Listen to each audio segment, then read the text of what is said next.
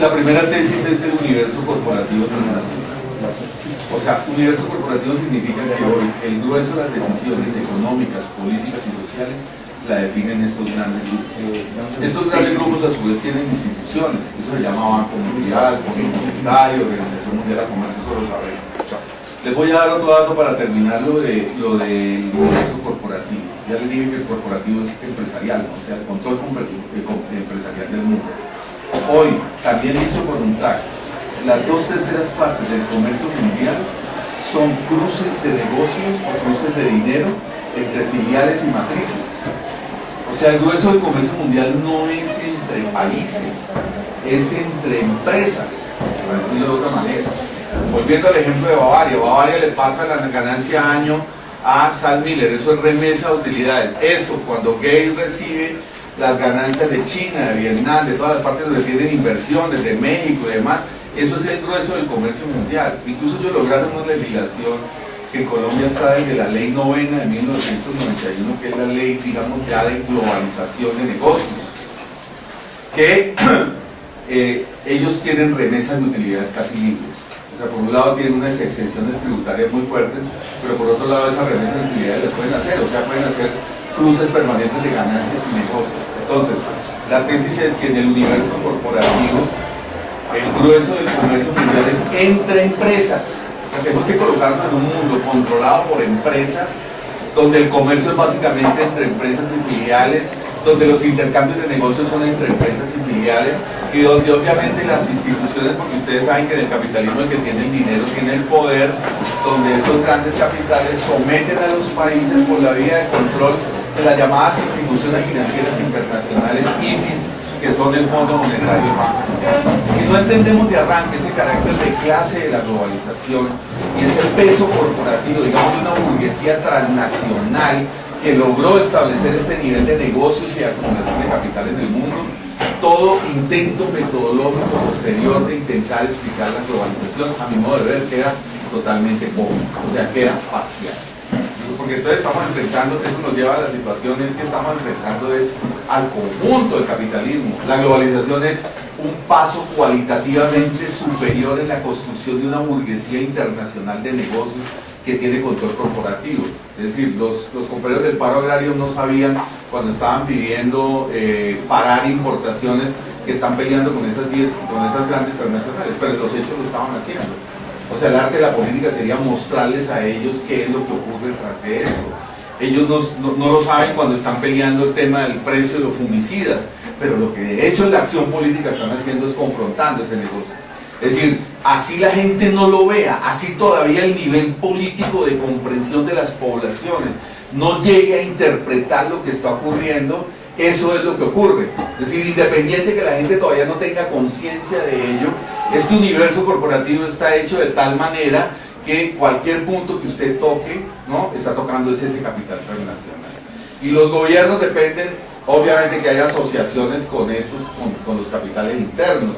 Es decir, esa burguesía transnacional necesita aquí importadores, ¿no? Y esos importadores se vuelven negociantes testaferros intermedios de ese capital transnacional.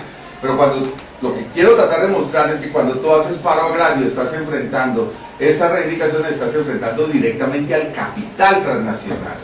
Si tú hubieras oído, si ustedes oyeron a los paperos y a los cebolleros, decían, cuando Santos sacó después esa cosa, ese mamarracho de pacto agrario, ¿no?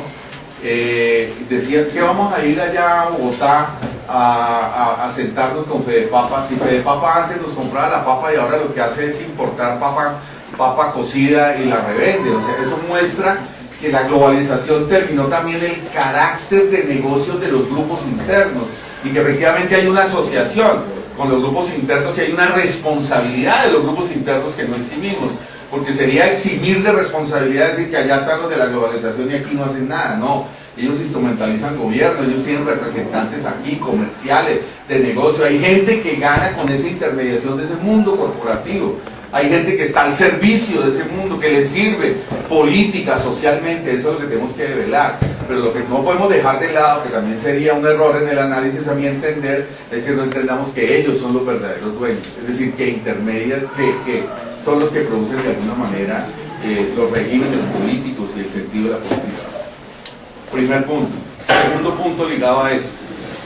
Hoy 10 empresas multinacionales, que era lo que estaba desarrollando antes de la última entrada, 10 empresas transnacionales controlan el 90% de la producción agraria.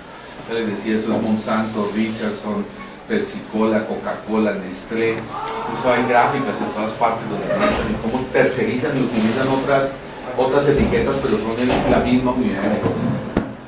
¿Cómo se produjo eso? Que hay una cosa muy importante desde el punto de vista de la explicación del capital. Todo capital, en últimas, eso lo sabemos desde inicios del siglo XX, termina en grandes monopolios. O sea, el capitalismo del siglo XIX fue un capitalismo de libre concurrencia, el capitalismo del siglo XX es de negocio. Cuando empezó a aparecer el grupo Rockefeller en Estados Unidos, el grupo Morgan, y se alegaron a los empresarios, y la banca de inversión se asoció a negocios empresariales y terminaron construyendo lo que llama Lenin los grupos financieros, y Gilferding, los teóricos del imperialismo a principios del siglo XX, ¿no? Digamos desde una óptica marxista, pues terminaron mostrando que la economía había pasado de los grupos menores e intermedios a los grandes grupos monopólicos. O sea que cuando estamos hablando de 10 grandes empresas que controlan el mundo de los negocios agrícolas, estamos hablando de un proceso que ha sido, por decirlo de alguna manera, normal en el capitalismo del siglo XX. Pero hay una particularidad en la agricultura que es muy importante mostrar. Estos procesos de concentración de capital en la agricultura empezaron a construirse en los países desarrollados después de la Segunda Guerra Mundial, básicamente después de la Segunda Guerra Mundial. Y esto terminó cambiando, es otra tesis que quiero desarrollar, tengo que desarrollar de paso.